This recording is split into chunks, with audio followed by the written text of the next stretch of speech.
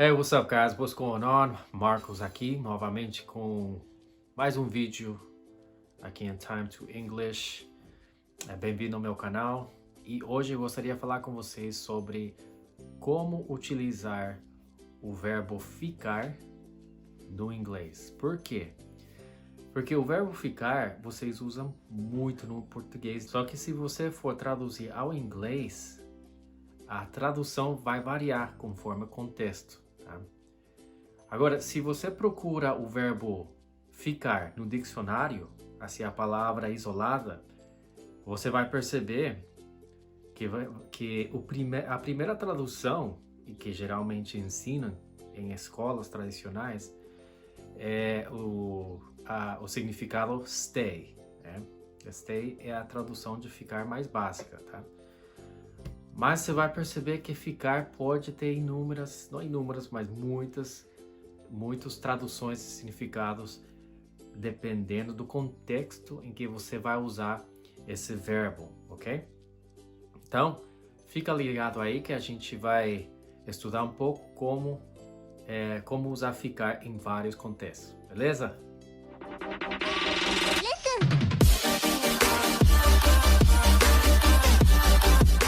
Quando eu começava a estudar em português, eu tinha um pouco de dificuldades para entender ficar, tá?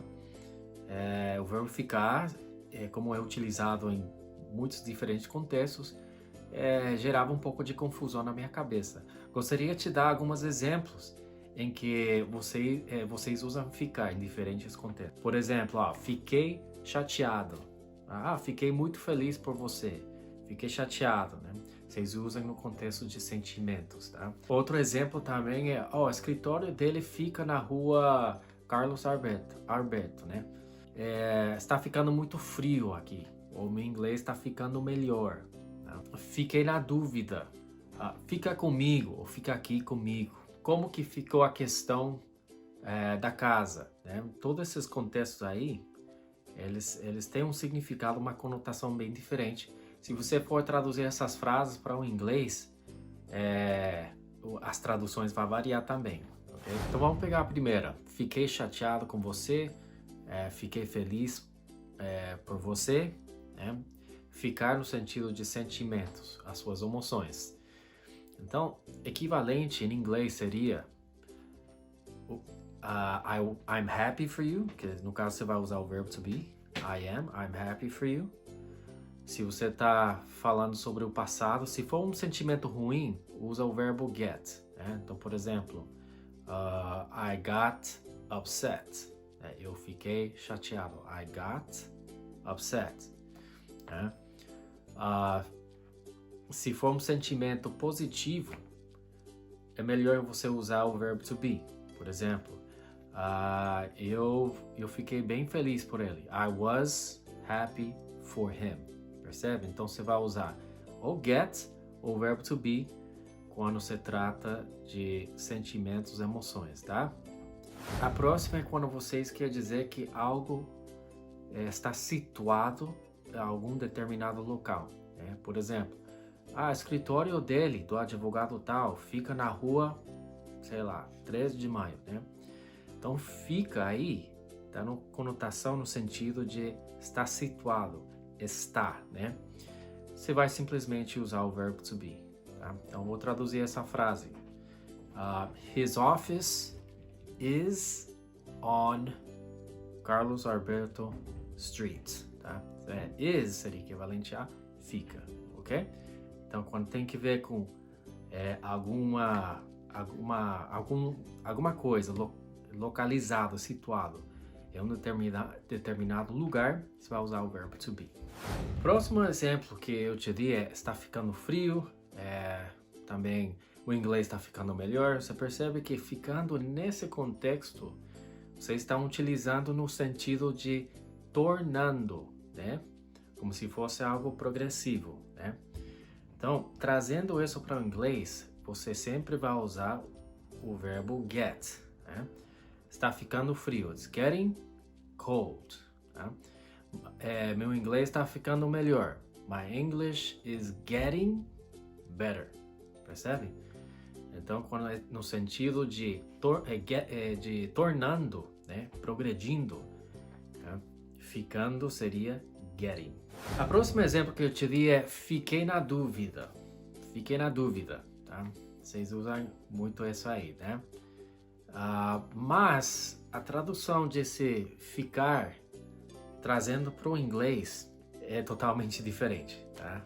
Não pode ser traduzido ao pé da letra. Ficar na dúvida, nossa, agora fiquei na dúvida. Seria assim, I'm not sure. I'm, a contração de I am, e sure, certeza, né? Então, ao pé da letra seria eu não estou com certeza. Eu não estou com certeza, na verdade, tá? Então, fiquei na dúvida. Nossa, agora fiquei na dúvida. Now, I'm not sure. I'm not sure. Beleza?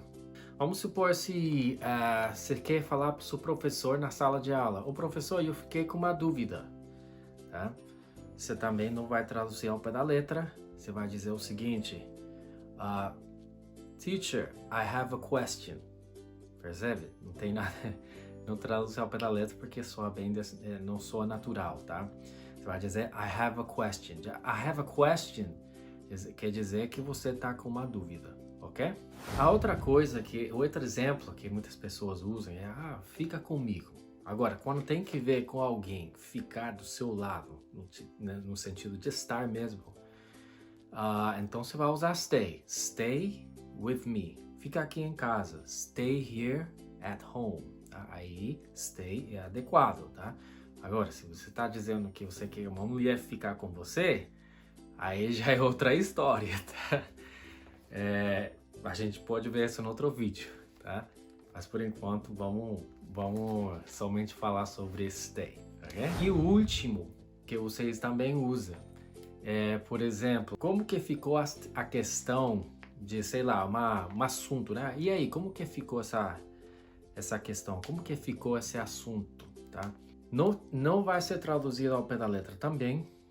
Se você quer soar bem natural, a melhor coisa é você falar assim, vamos supor o assunto vamos dizer, o processo de green card da minha mulher, minha esposa, né? Como que ficou a questão do green card? Eu vou dizer, how's the green card process going? Né? É bem diferente.